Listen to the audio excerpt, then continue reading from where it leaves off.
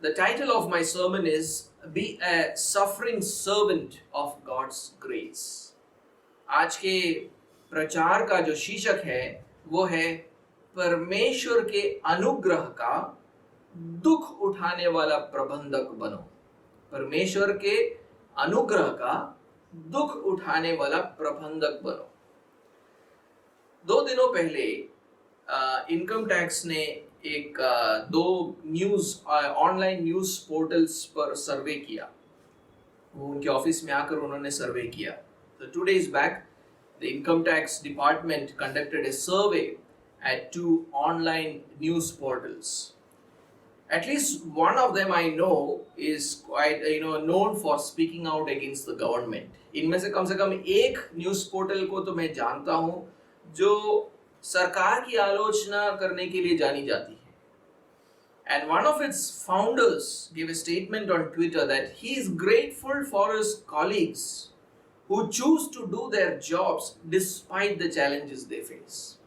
ये इनमें से एक कंपनी के सहनिर्माता ने ट्विटर पर एक बयान दिया। उसने बोला कि मैं अपने सहकर्मियों के लिए आभारी हूँ क्योंकि वो इन मुश्किल अवस्था में भी अपने काम को करते रहते हैं।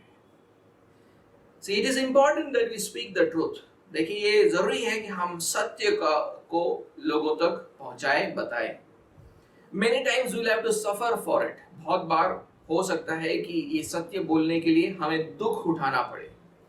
Because there are many people who will not like it. क्योंकि ऐसे बहुत सारे लोग हैं जो इस सत्य को सुनना पसंद नहीं करेंगे। And the greatest truth in this world is the gospel of Jesus Christ. और इस दुनिया में अगर कोई सबसे बड़ा सत्य है तो वो है यीशु मसीह का सुसमाचार। And in this passage, Paul tells us that he is a steward of that great truth. और इस खंड के अंदर पौलुस हमें बताता है कि वो इस सत्य, इस बड़े सत्य का प्रबंधक, या दूसरा शब्द थोड़ा और भी अच्छा हो सकता है, भंडारी है। वो उसका प्रबंधक या भंडारी है। And he had to suffer for speaking this truth. और उसे इस सत्य को बताने के लिए बहुत दुख उठाना पड़ा। तो यही है मेरा पहला point. So this is my first point. Suffer for the sake of the gospel. सुसमाचार के लिए दुख उठाओ, ये मेरा पहला पॉइंट है आज का। Suffer for the sake of the gospel. सुसमाचार के लिए दुख उठाओ। Let us read Ephesians chapter 3 and verse 1. आइए हम तीसरे अध्याय के पहले आयत को पढ़ें। For this reason I, Paul, a prisoner of Christ Jesus, on behalf of you Gentiles. इसी कारण मैं पौलुस, जो तुम अन्य जातियों के लिए मसीह यीशु का बंदी हूँ। For this reason, those are the first words that Paul uses there. इसी कारण, ये है पौलुस के पहले शब्द उस आयत में। Now he is referring to what he wrote before this in Ephesians chapter 2 and verse 11 to 22. अभी देखिए वो इस कारण यानी वो उसने जो पहले लिखा दूसरे अध्याय के 11वें आयत से 22वें आयत में जो उसने लिखा उसका संकेत कर रहा है। Paul wrote there about the enmity between law observing Jews and Gentiles who did not have the law. उन 11 आयतों में 12 आयतों में पौलुस वहां पर कहता है कि व्यवस्था का पालन करने वाले यहूदियों और व्यवस्था के जो जिन्होंने पाया नहीं था अन्य जातियों के बीच में एक बैर है। दोनों के बीच में एक बैर है। He also wrote how Jesus Christ broke down the wall of enmity between them by abolishing this law. वो वहां पर ये भी लिखता है कि यीशु मसीह ने व्यवस्था को मिटाकर उनको अलग करने वाली एक दीवार जो खड़ी थी उसको ढा दिया है। तो दोनों के बीच में बैर था और बैर का कारण ये व्यवस्था थी और व्यवस्था को मिटाकर यीशु मसीह ने इनके बीच के जो दीवार खड़ी थी उसको ढा दिया है।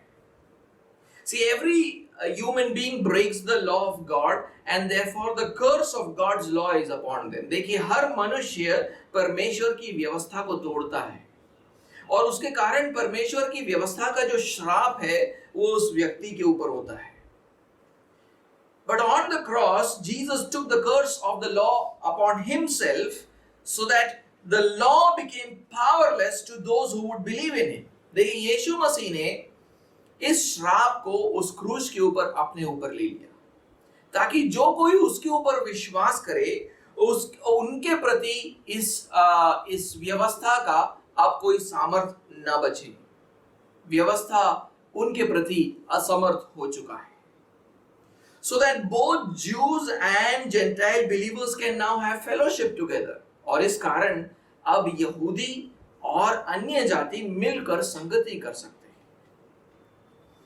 The barriers which came between them because of the law were broken down. जो अड़चने उनके बीच में आते थे उनकी संगति के लिए उस दीवार को यीशु मसीह ने ढा दिया है.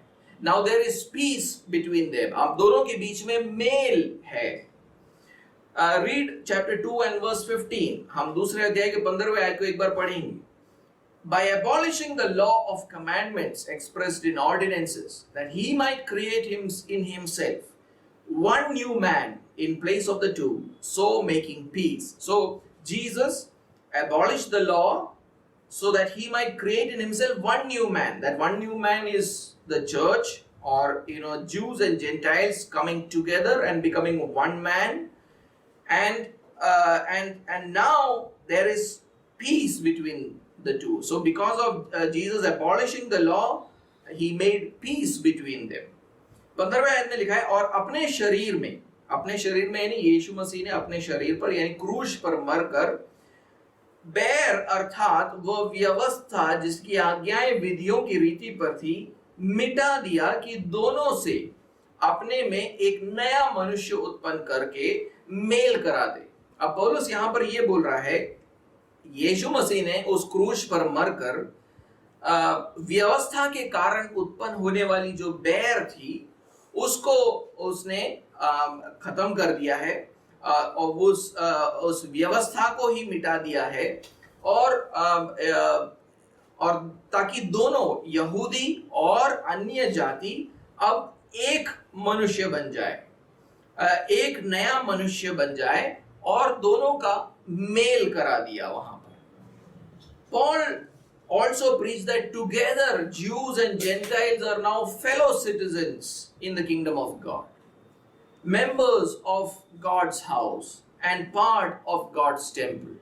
देखिए, पौलुस ये भी सिखाता है वहां पर कि अब यहूदी और अन्य जाति दोनों अब सहनागरिक बन चुके हैं परमेश्वर के राज्य के और परमेश्वर के घराने के सदस्य बन चुके हैं और परमेश्वर के मंदिर के भाग हो चुके हैं. Now Paul got into trouble with the Jews for preaching this message. देखिए, पौलुस जो है इस संदेश का प्रचार करने के कारण यहूदियों ने पौलुस को मुश्किल में डाल दिया. He was thrown into the jail. उसको बंदी गृह में डलवा दिया यहूदियों ने. When he wrote this letter around 61 to 62 AD, he was probably towards the end of a 2-year imprisonment in Rome.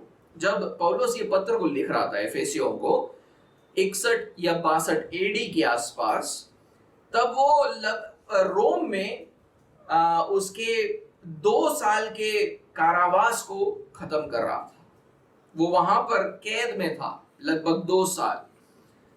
But this message that Paul preached was good news for the Gentiles. लेकिन ये जो संदेश का प्रचार जो पौलुस करता था वो अन्य जातियों के लिए एक अच्छी खबर थी.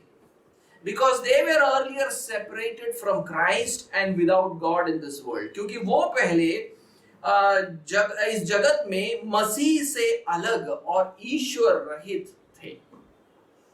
That is why he begins verse 1 by saying, for this reason means for preaching this good news, which I wrote about in chapter 2 verse 11 to 12. I am a prisoner for the sake of you Gentiles. वो यहां पर ये कह रहा है पहले आयत में कि इस कारण का मतलब है कि ये अच्छी खबर या ये सुसमाचार का प्रचार करने से, जिसके बारे में मैंने दूसरे अध्याय में 11वें आयत से 22वें आयत तक लिखा है, वो बोलता है कि मैं पौलुस तुम अन्य जातियों के लिए मसीह यीशु का बंदी बन चुका हूं. But notice there that he says that I am the prisoner of Christ Jesus. लेकिन ध्यान दे कि वहां पर वो बोलता है कि मैं मसीह यीशु का बंदी हूं.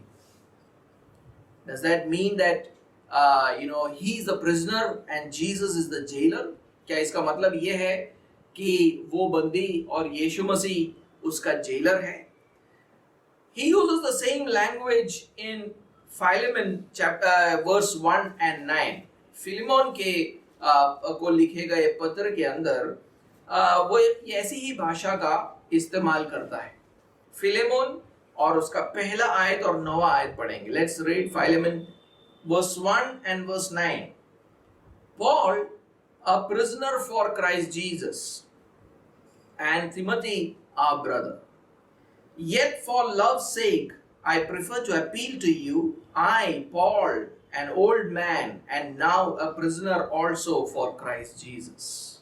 वो बोलता है पौलुस की ओर से जो मसीह यीशु का कैदी है, पहले आयत में लिखा है. 9वें आयत में वो कहता है तो भी मुझ बूढ़े पौलुस को जो अब मसीह यीशु के लिए कैदी है. When Paul wrote this letter to the Ephesians, he wrote another letter along with it. जब पौलुस ने एफेसियों को ये पत्र लिखा तो उसके साथ उसने एक और पत्र को लिखा था. The letter written to the Colossians, और वो था कोलोसियों को लिखा गया पत्र. Look what he says in Colossians chapter 2 and verse 9. देखिए कि कोलोसियों के दूसरे अध्याय और 8वें आयत में वो क्या कहता है. It says, see to it that no one takes you captive by philosophy and empty deceit, according to human tradition, according to the elemental spirits of the world, and not according to Christ. वो वहां पे कहता है चौकस रहो कि कोई तुम्हें उस तत्व ज्ञान और व्यर्थ धोखे के द्वारा अपना आहेर या बंदी बना ले, जो मनुष्यों की परंपराओं और संसार की आदि शिक्षा के अनुसार तो है, पर मसीह के अनुसार नहीं है. Now there are many kinds of philosophies, deceptions, principles of this world which compete with the good news of Jesus Christ. देखिए इस दुनिया के अंदर बहुत प्रकार के अलग अलग प्रकार के ज्ञान है, धोखा देने वाली बातें हैं, जो और संसार की आदि शिक्षाएं हैं जो यीशु मसीह के सुसमाचार से मुकाबला करते हैं. Paul tells them not to be held captive by them. पौलुस कोलोसियों के विश्वासियों से कहता है तुम उनका बंदी ना बनना, but to be a captive of the good news of Jesus Christ. लेकिन वो बोल रहा है कि तुम यीशु मसीह के सुसमाचार का बंदी बनना. To give their allegiance to Jesus Christ, कि वो अपनी निष्ठा सिर्फ यीशु मसीह को दे. In our verse, when he says that he is the prisoner of Christ Jesus, he is saying that he is a captive of the good news of Jesus Christ. जब वो ये बोल रहा है हमारे आयत के अंदर कि वो यीशु मसीह का बंदी है, वो ये बोल रहा है कि मैं यीशु मसीह के सुसमाचार के लिए बंदी बन चुका हूं. His allegiance is to Jesus Christ. उसकी निष्ठा यीशु मसीह के लिए है. He showed his allegiance to Jesus by preaching Jesus' good news to the Gentiles. उसने अन्य जातियों को यीशु मसीह का सुसमाचार सुनाकर उसने यीशु मसीह के प्रति अपने निष्ठा का प्रदर्शन किया है. And that is why he was a prisoner for many years. इसीलिए वो बहुत सालों तक एक बंदी था, बंदी गृह के अंदर. That is why he says in our verse, for this reason I, Paul, the prisoner of Christ Jesus, for the sake of you Gentiles. इसीलिए आज हमारे पहले आयत के अंदर वो ये बोलकर शुरू करता है कि इसी कारण, इस सुसमाचार का प्रचार करने के कारण मैं पौलुस जो तुम अन्य जातियों के लिए मसीह यीशु का बंदी हूं. Many times, preachers give the impression that once you become a disciple of Jesus Christ, everything in life will be all right. बहुत बार प्रचार करने वाले इस सोच को प्रकट कर देते हैं कि एक बार अगर आप यीशु मसीह का चेला बन गए तो जिंदगी में सब कुछ अच्छा चलेगा. We begin to think that the Christian life will be like a rich man spending his life on a beautiful beach. हम सोचने लगते हैं कि हमारा मसीह जीवन एक उस धनी व्यक्ति के समान होगा जो सुंदर समुद्र तट पर अपने जिंदगी को व्यतीत कर रहा है. But when you turn to the Gospels in the Bible, Jesus' words will come like a rude shock. लेकिन जब आप सुसमाचारों के अंदर, बाइबल के अंदर सुसमाचार जो है, उसके अंदर आप उनको खोलकर आप यीशु मसीह के शब्दों को पढ़ोगे तो आपको वो दहला देगी. He sees his disciple like a man carrying a cross and walking towards his death. यीशु मसीह अपने चेले को एक धनी व्यक्ति जो समुद्र तट पर बैठकर आराम कर रहा है उसकी तरह नहीं देखता है.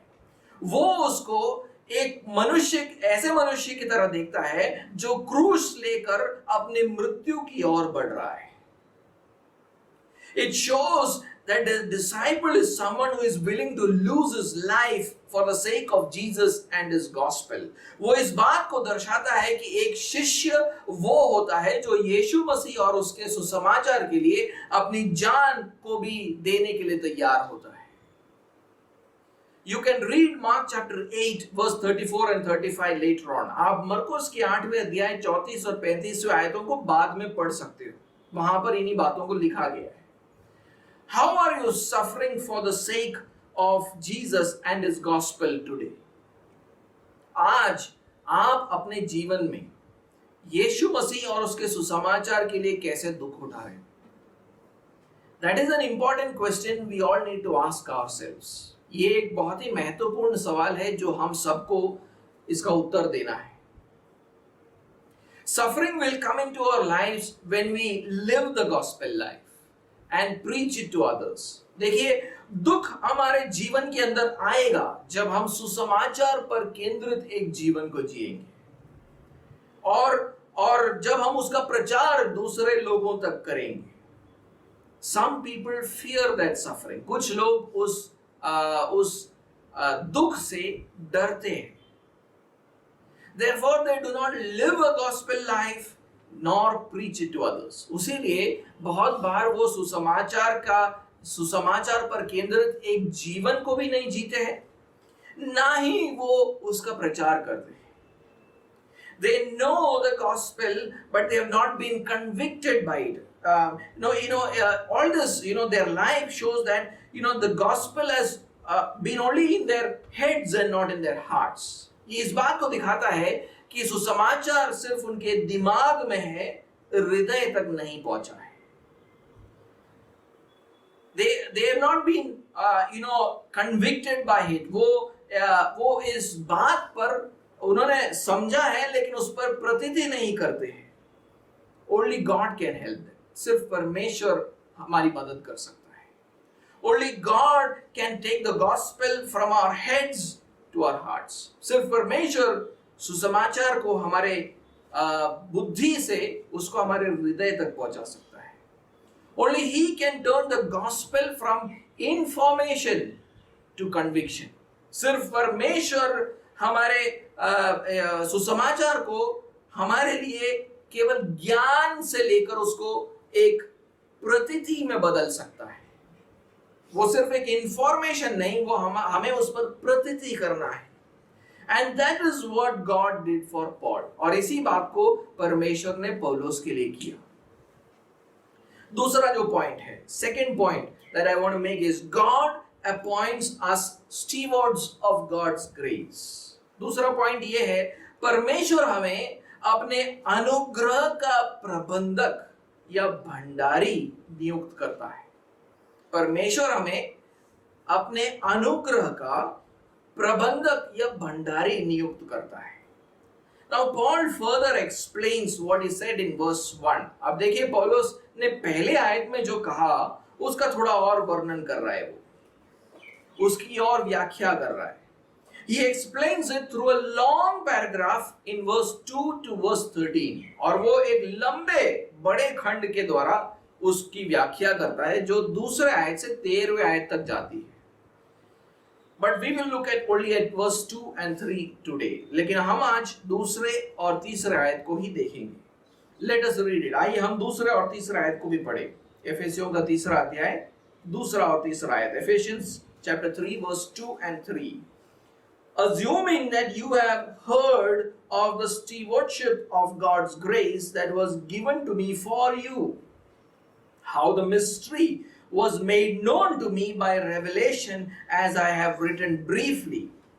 यदि तुमने परमेश्वर के उस अनुग्रह के प्रबंध का समाचार सुना हो जो तुम्हारे लिए मुझे दिया गया, अर्थात यह कि वह भेद मुझ पर प्रकाशन के द्वारा प्रकट हुआ, जैसा मैं पहले ही संक्षेप में लिख चुका हूं. Now Paul is probably writing this letter to multiple churches in Ephesus. पौलुस शायद इस पत्र को विभिन्न कलीसियाओं को लिख रहा है जो एफेसस के शहर में है. It is a circular letter which will go around among all these churches. ये शायद एक ऐसा पत्र है जो सारे कलीसियाओं में हाथ बदलेगी. वो सब सारे कलीसियाओं में उसको भेजा जाएगा ताकि वो पढ़ा जाए वहां. Now, since his last visit here, there are probably many more new Christians who do not know him personally. लेकिन ऐसा लगता है कि पौलुस के इनसे आखिरी मुलाकात के बाद ऐसे कई नए मसीही वहां पर जुड़े हैं जो उसे एक निजी तरीके से जानते नहीं हैं. He wants them to know about the stewardship of God's grace which has been given to him. वो ये चाहता है कि वो लोग ये जाने कि परमेश्वर ने उसको अनुग्रह का जो प्रबंध दिया है उसके बारे में वो जाने. What is the stewardship of God's grace which Paul has received? देखिए परमेश्वर का अनुग्रह का प्रबंध जो पौलुस ने पाया है वो क्या है, उसको हम जरा समझेंगे. Listen to me carefully. ध्यान से मुझे सुनिएगा. The salvation which we have received is a gift of God. देखिए जो उद्धार हमें प्राप्त हुआ है ना वो परमेश्वर की ओर से एक दान है. And we receive this gift through faith in Jesus Christ. और हम इस दान को प्राप्त करते हैं यीशु मसीह पर विश्वास करने के द्वारा. But faith itself is a product of God's grace. लेकिन देखिए हमारा जो विश्वास है वो वही परमेश्वर के अनुग्रह का उत्पाद है. In eternity, God predestined us for salvation. देखिए अनंतता में इस सृष्टि को बनाने से पहले परमेश्वर ने हमें उद्धार के लिए ठहराया है. Our salvation did not originate in our will, but it originated in God's will. देखिए हमारा जो उद्धार है उसकी उत्पत्ति हमारी इच्छा में नहीं होती है. उसकी उत्पत्ति परमेश्वर के इच्छा के अनुसार इच्छा में होती है जो अनंतता में थी. आप मेरे साथ पहले अध्याय के 5वें आयत को एक बार पढ़ें. Let's read chapter 1 and verse 5. He predestined us for adoption as sons through Jesus Christ according to the purpose of his will. वो लिखता है वहां पर अपनी इच्छा के भले अभिप्राय के अनुसार, यानी परमेश्वर के इच्छा के भले अभिप्राय के अनुसार हमें यानी विश्वासियों को अपने लिए पहले से ठहराया कि यीशु मसीह के द्वारा हम उसके ले पालक पुत्र हो. Now he says there that this is predestined us for adoption as sons through Jesus Christ. So predestined when?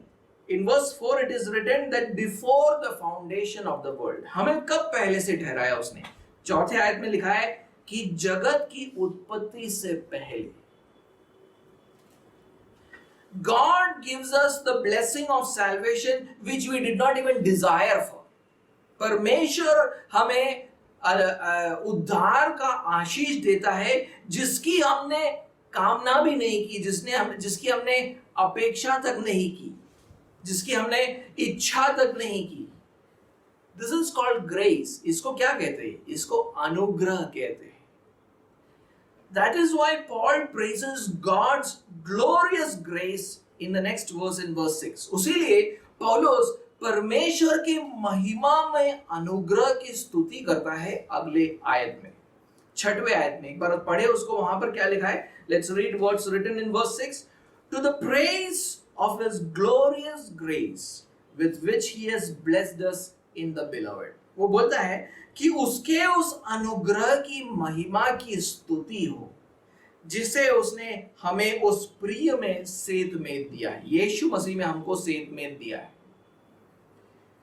Then in history he sent his son to die for the forgiveness of our sins. फिर जब इतिहास शुरू होता है तो वो अपने पुत्र को मरने के लिए भेजता है ताकि हमें हमारे पापों की क्षमा प्राप्त हो।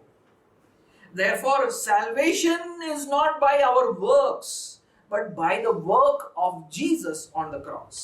इसका मतलब यह है कि हमारा जो उद्धार है वो हमारे कार्यों से नहीं हुआ है, बल्कि यीशु मसीह के कार्य से हुआ है जो उसने क्रूस पर किया।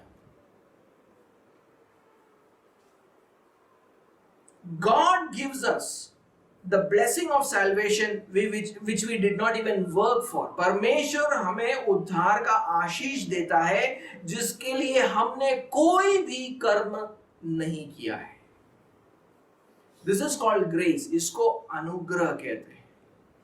Once again, Paul calls it the riches of God's grace in verse 7. और पौलुस फिर से इसको परमेश्वर के अनुग्रह का धन बताता है 7वें आयत में। Let's read that.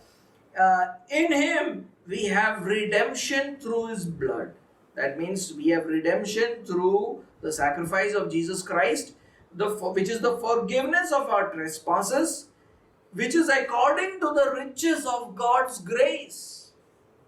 7वें आयत में बोलता है हमको उसमें, यानी यीशु मसीह में, उसके लहू के द्वारा हमें छुटकारा मिला है, अर्थात अपराधों की क्षमा।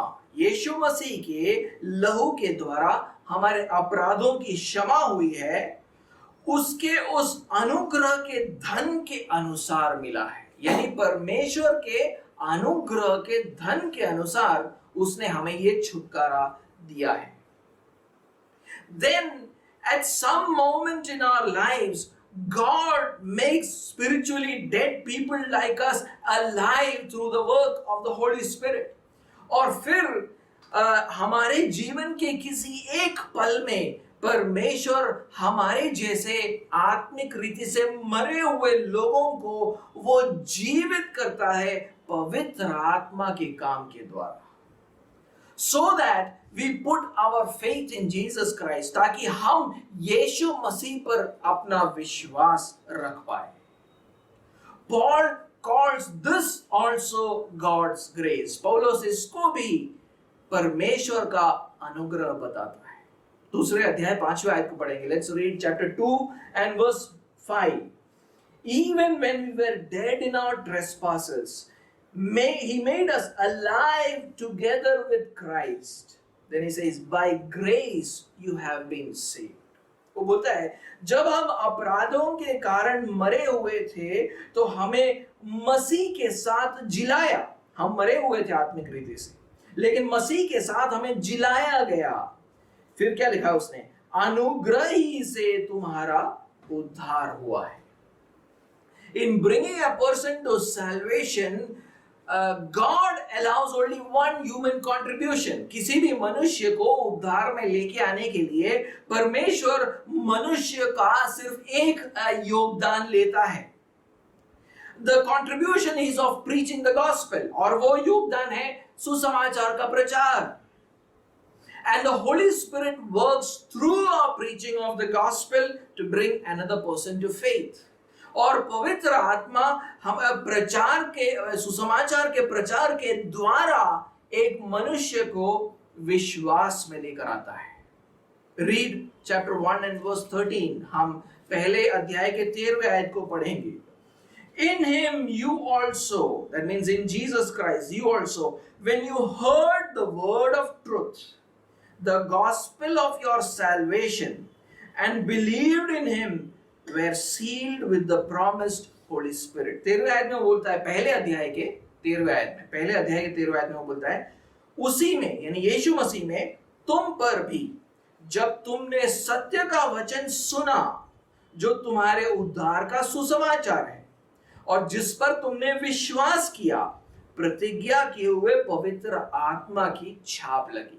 When we believe the gospel of our salvation, we receive the Holy Spirit, who is the seal or sign of our salvation.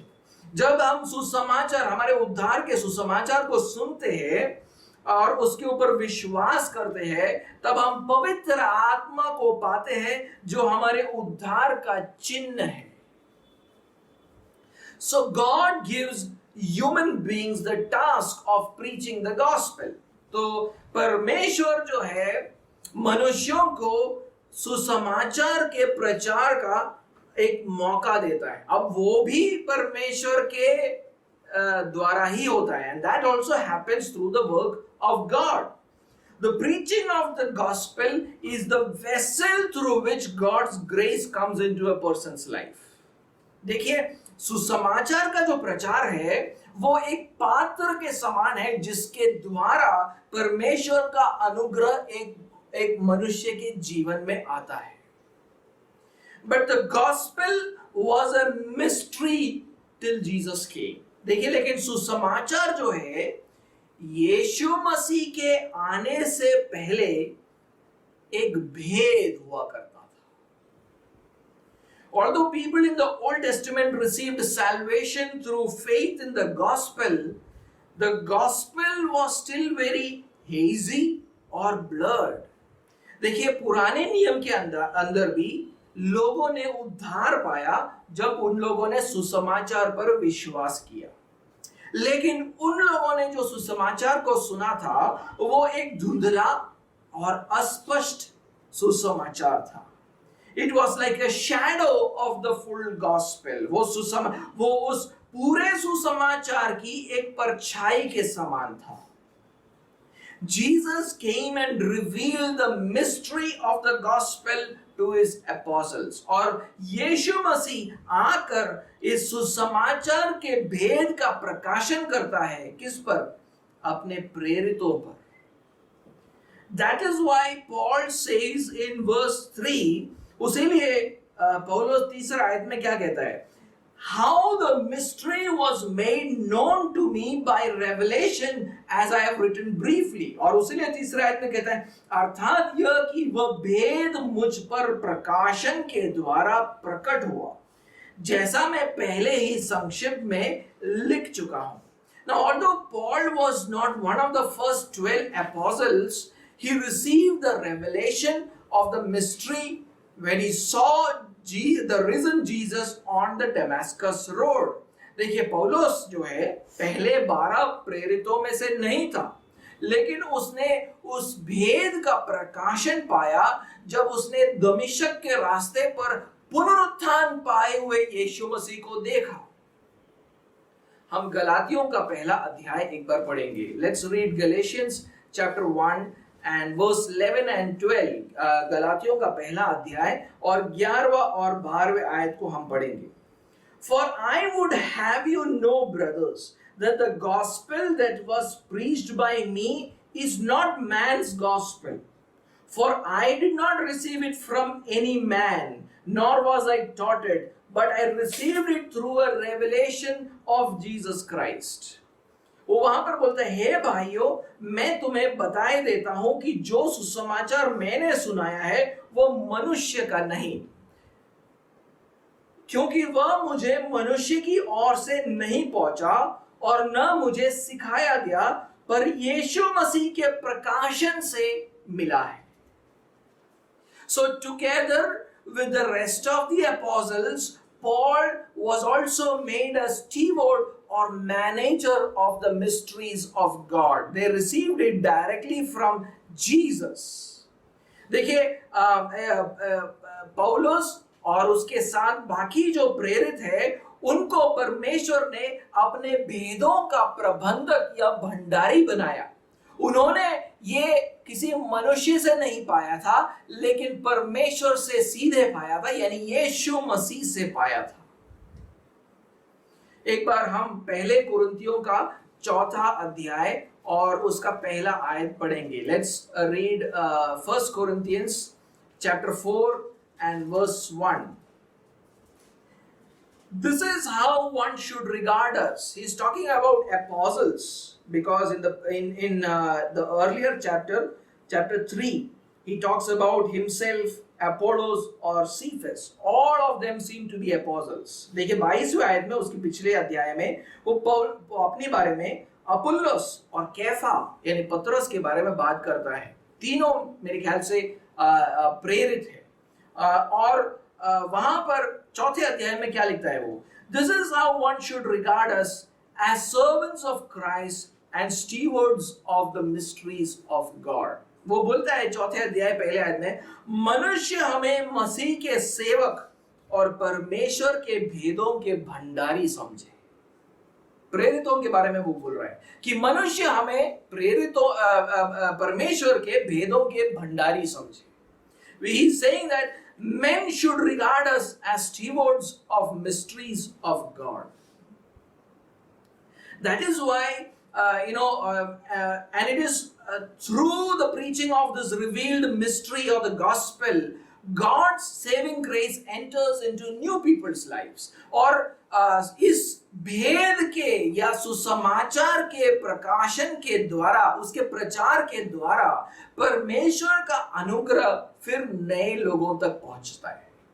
That is why in verse 2 Paul tells the church in Ephesus, which was found on his gospel preaching ministry, that the stewardship of God's grace was given to me for you.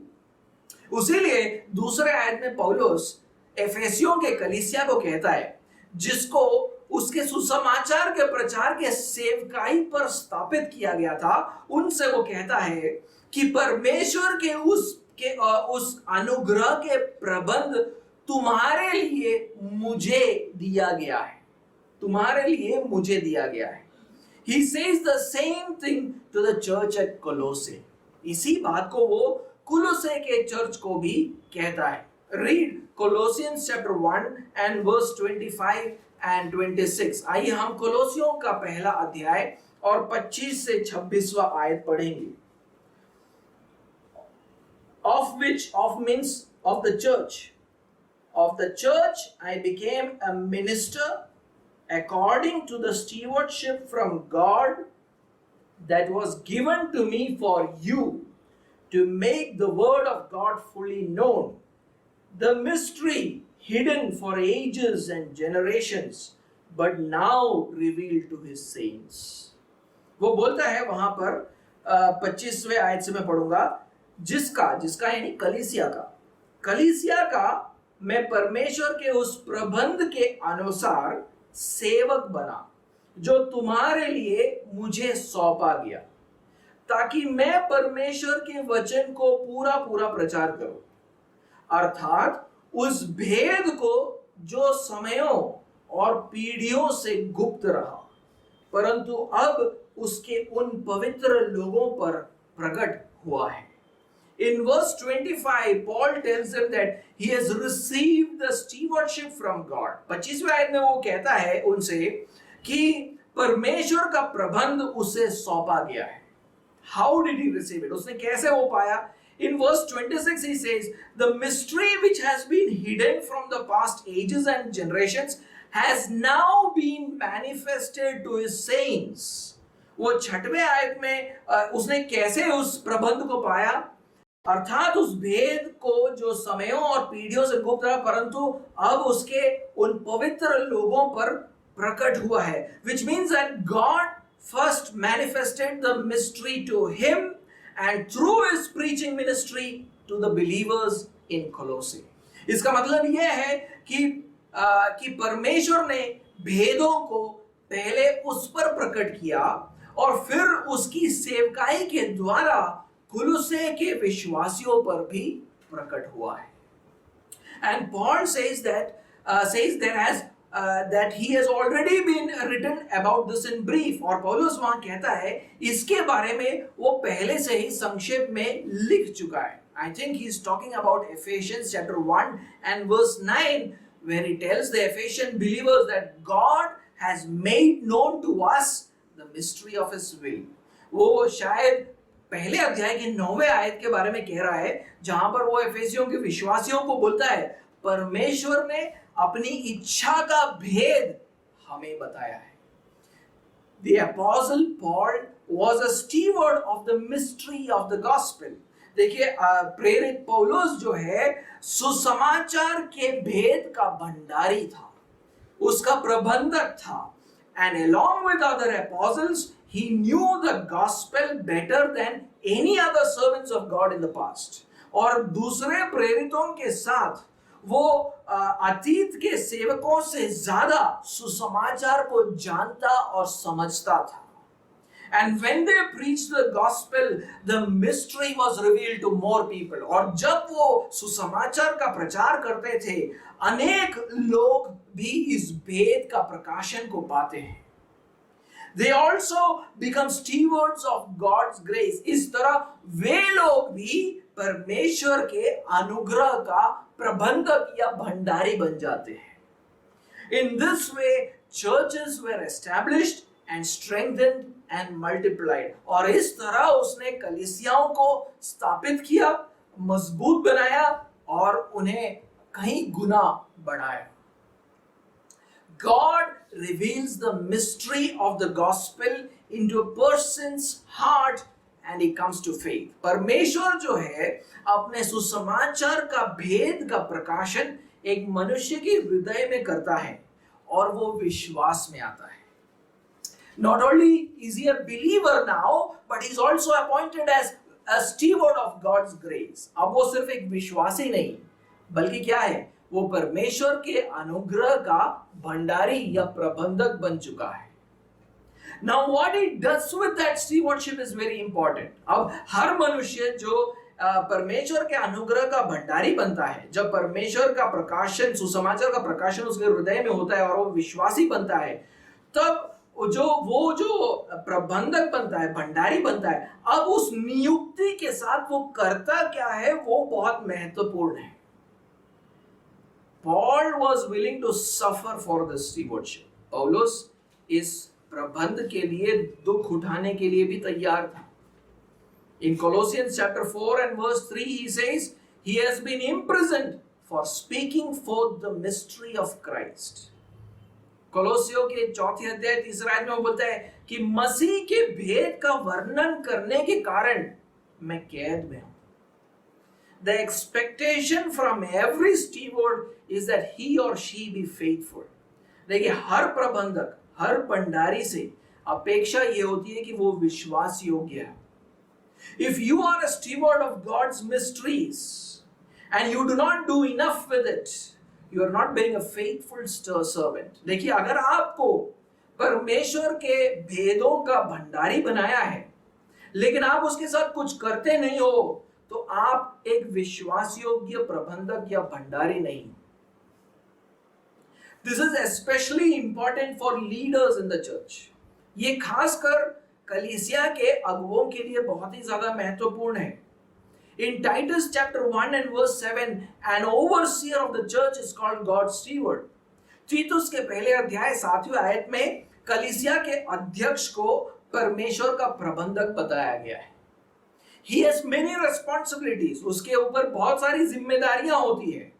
He should be especially faithful in his teaching. उसको लेकिन खासकर अपनी शिक्षा देने में उसको विश्वास योग्य रहना है। He should be able to exhort people with sound doctrine and refute those who contradict it. उसका काम, मुख्य काम ये है कि वो खरी शिक्षा से उपदेश दे और अच्छी शिक्षा के विरोधियों का मुंह बंद करे। ये एक अध्यक्ष का काम होता है। एज ए प्रबंधक उसका काम ये होता है, अच्छा उपदेश दे और विरोधियों का मुंह बंद करे. The task of an overseer in the church is to teach good doctrine and also to shut the mouth of those who contradict the good teaching. That is his job as a good steward. उसीलिए, that is why in Hebrews chapter 13 and verse 17 it is written that church leaders have to keep watch over other people's souls and they will have to give an account for their work. उसीलिए इब्रानियों के 13वें अध्याय 17वें आयत में वो लिखता है कि कलीसिया के अगुवों को दूसरों के प्राणों के लिए जागते रहना है और इस काम के लिए उनको परमेश्वर के सामने लेखा भी देना पड़ेगा. एक अच्छा प्रबंधक बने. He should be a good steward. James chapter 3 and verse 1 says that teachers in the church will be judged more strictly. याकूब के 3रे अध्याय पहले आयत में लिखा है कि कलीसिया के उपदेशकों की और भी कठिन परीक्षा या उसका कठिन न्याय होगा. But it is not just the leaders in the church who are stewards of God's grace. लेकिन देखिए, सिर्फ कलीसिया के अगुवे परमेश्वर के अनुग्रह के प्रबंधक या भंडारी नहीं है. Every believer is a steward of God's grace. हर विश्वासी परमेश्वर के अनुग्रह का भंडारी होता है. Let us read 1 Peter chapter 4 and verse 10 and 11. एक बार हम पहला पत्रस और उसका 4था अध्याय और उसका 10वां और 11वां आयत एक बार हम पढ़ेंगे. पहला पत्रस 4था अध्याय और उसका 10वां और 11वां आयत. 1 Peter chapter 4 verse 10 and 11.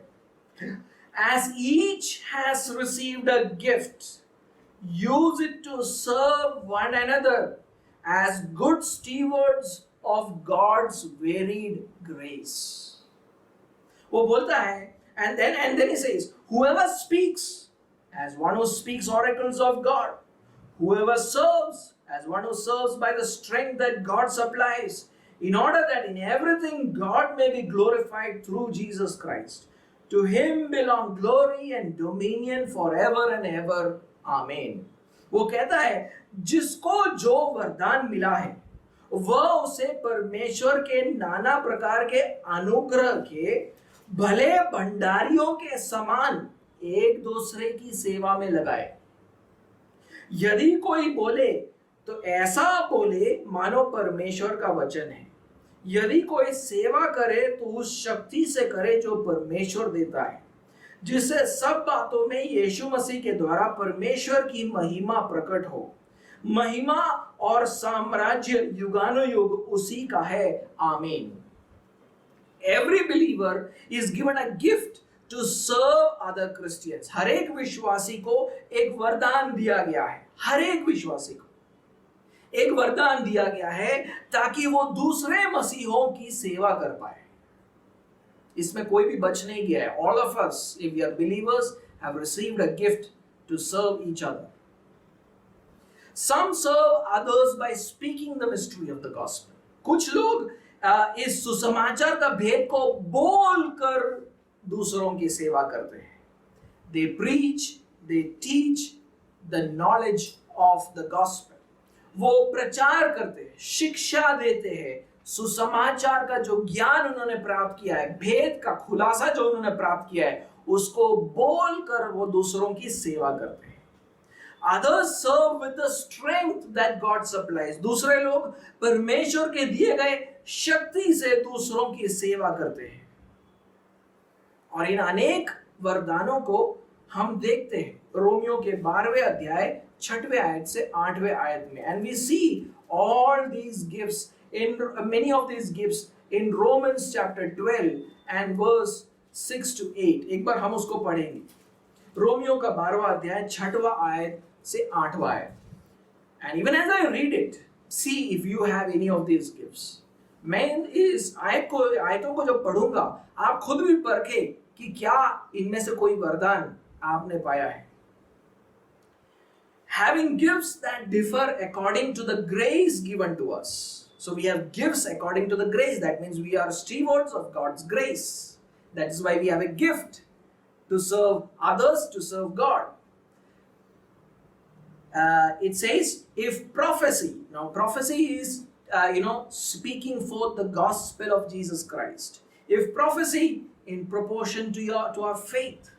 If service, in our serving, so various types in ways in which you can serve, especially in the church. You see deacons serving. You see in Acts chapter 6, deacons serving people with food. They are overseeing the distribution of food. So if you're serving, then if service, in your serving, the one who teaches in his teaching, the one who exhorts in his exhortation, the one who so giving encouragement or counsel from the word of God. So one who exhorts in his exhortation, the one who contributes in generosity, that means in giving something. You can financially support others. You can also give something that they need. So do it generously. So that's a gift from God. And the one who leads with zeal, those who have leadership abilities, they should do it with zeal. And the one who does acts of mercy, that means you conduct mercy ministries, reaching out to orphans and widows and poor people, do it with cheerfulness. Are any of these gifts yours? 6वें आयत में बोलता है, जबकि उस अनुग्रह के अनुसार जो हमें दिया गया है, हमें भिन्न भिन्न वरदान मिले हैं. यानी उसके अनुग्रह के अनुसार हमें वरदान मिले, यानी हमें भंडारी बनाया गया है वरदानों को देकर. और वरदान का करना क्या है? वो बोलता है कि जो भविष्यवाणी का दान, जिसको भविष्यवाणी का दान मिला हो, भविष्यवाणी यानी यहाँ पर सुसमाचार को प्रकट करने की एक खास एबिलिटी के बारे में बोला गया है. भविष्यवाणी सिर्फ यानी आगे आने वाली बातों के बारे में नहीं, लेकिन सुसमाचार को अपने शब्दों से प्रकट करने की बातें हैं. वह विश्वास के परिमाण के अनुसार भविष्यवाणी करे. यदि सेवा करने का दान मिला हो तो सेवा में लगा रहे. कलीसिया के अंदर आप सेवा कर सकते हो, अलग अलग प्रकार से सेवा कर सकते हो. प्रेरितों की कृत्य 6वें अध्याय में आप देखते हो कि स्टेफेनोस और दूसरे उसके भाई लोग वो खाना डिस्ट्रीब्यूट करने के लिए सेवा करते हैं. और उसी तरह अगर आप सेवा करने का आपको दान मिला हो तो सेवा में आप लगे रहो. यदि कोई सिखाने वाला हो, आपको सिखाने के लिए का एक दान मिला है, तो आप सिखाने में लगे रहो. जो उपदेशक हो वह उपदेश देने में लगा रहे, यानी लोगों को प्रोत्साहित करे और उनको मजबूत करे परमेश्वर के उपदेशों से. दान देने वाला उदारता से दे. कुछ लोगों को दान दिया जाता है दूसरों को कुछ देने के लिए, यानी वो आर्थिक सहायता हो सकती है या कोई और सहायता हो सकती है. जो भी आप दे सको लोगों को, उसको बड़े उदारता से दे. जो अगुवाई करे वो उत्साह से करे. बहुत सारे अगुवे होते हैं कलीसिया के अंदर, तो वो उत्साह से अगुवाई करे. और क्या लिखा है? और दया करे वह हर्ष से करे. दया यानी मर्सी मिनिस्ट्रीज, यानी गरीबों और ऑर्फेन्स, विडोज, विधवाओं के बीच में और जो भी जरूरतमंद है उनके बीच में जो आप सेवा करते हो, दया दिखाते हो, उन सेवकाओं को भी आप बड़े हर्ष से करें. So all this means we all need to ask ourselves one question: what are we doing to serve others? तो इन सारी चीजों को पढ़ने के बाद एक सवाल हमारे मन में उत्पन्न होना चाहिए कि हम एक दूसरे की सेवा कैसे कर रहे हैं. How are we serving one another? क्या आप हफ्ते में कम से कम एक भी मसीह की सेवा कर रहे हो? Are you serving at least one believer? कम से कम एक विश्वासी को फोन उठाकर पूछ तो लो कि उसकी जिंदगी कैसी चल रही है. At least call up somebody on a phone and encourage them in the Lord. वचन के द्वारा उन्हें प्रोत्साहित करो. जो आपने सीखा है उसके द्वारा प्रोत्साहित करो. कुछ तो करो एक दूसरे की सेवा करने के लिए. Do something to serve one another. तभी एक आप अच्छे प्रबंधक कहलाओगे. That is when you are a good steward. If the answer is nothing, अगर आप कुछ नहीं कर रहे हो, then you are being unfaithful stewards. आप एक विश्वास योग्य प्रबंधक या भंडारी नहीं हो। We all are stewards of God's grace. हम सब परमेश्वर के अनुग्रह के भंडारी या प्रबंधक बनाए गए हैं। We must become faithful stewards. हमें विश्वास योग्य प्रबंधक और भंडारी बनना है। Making the best use of the gifts for our stewardship. हमें दिए गए वरदानों को हमें इस्तेमाल करना है। And like Paul, be willing to suffer for the stewardship of God's grace. और परमेश्वर के अनुग्रह के इस बड़े प्रबंध के लिए जो उसने हमें सौंपा है, उसके लिए हम पौलुस की तरह दुख उठाने के लिए भी तैयार हो। And prayer is very important if you want to become a faithful steward. और देखिए, प्रार्थना बहुत जरूरी है अगर आपको एक अच्छा प्रबंधक बनना है तो। एक आखिरी आयत पढ़ूंगा और फिर उसके बाद हम स्तुति का एक गीत गाएंगे और प्रार्थना करेंगे। I'll read one more verse and then we'll sing a song of praise and then pray. कोलोसियों का 4 अध्याय और उसका 3 और 4 आयत। Colossians chapter 4 and verse 3 to 4. Paul is telling the believers to pray for him. Why? He said, at the same time, pray also for us, that God may open to us a door for the word and to declare the mystery of Christ, on account of which I am in prison, that I may make it clear which is how I ought to speak. He's asking for prayers from the church so that he knows that although he has a gift, everything depends on God. He has to open a door for the gospel. And if he has to, he wants to declare the mystery of Christ, the gospel. And he's asking for prayers that he might be able to speak that gospel clearly as he ought to. वो वहां पर प्रार्थना की मांग कर रहा है कलीसिया से पौलुस। वहां पर क्या लिखा है 3 आयत में, इसके साथ ही साथ हमारे लिए भी प्रार्थना करते रहो कि परमेश्वर हमारे लिए वचन सुनाने का एक ऐसा द्वार खोले। देखिए, सबको हमें वरदान तो मिला है, लेकिन सेवकाई करने के लिए परमेश्वर को द्वार खोलना पड़ेगा। परमेश्वर हमारे लिए एक द्वार खोले कि हम मसीह के उस भेद का वर्णन कर सके जिसके कारण मैं कैद में हूं। वो कैद में है परमेश्वर के मसीह का भेद का वर्णन करने के कारण, सुसमाचार का प्रचार करने के कारण वो बंदी है, बन गया है, कैद में है, और उसे ऐसा प्रकट करूं जैसा मुझे करना उचित है। उसको भेद मिलना एक बात है, लेकिन उससे अच्छा प्रकट करने के लिए भी परमेश्वर की मदद की जरूरत है। So in order to proclaim the gospel you need God's help with clarity. So prayer is very important if you have to become a faithful suffering steward of God's grace. तो अगर आपको दुख उठाने वाला प्रबंधक, परमेश्वर के अनुग्रह का प्रबंधक बनना है, तो प्रार्थना बहुत ज्यादा जरूरी है।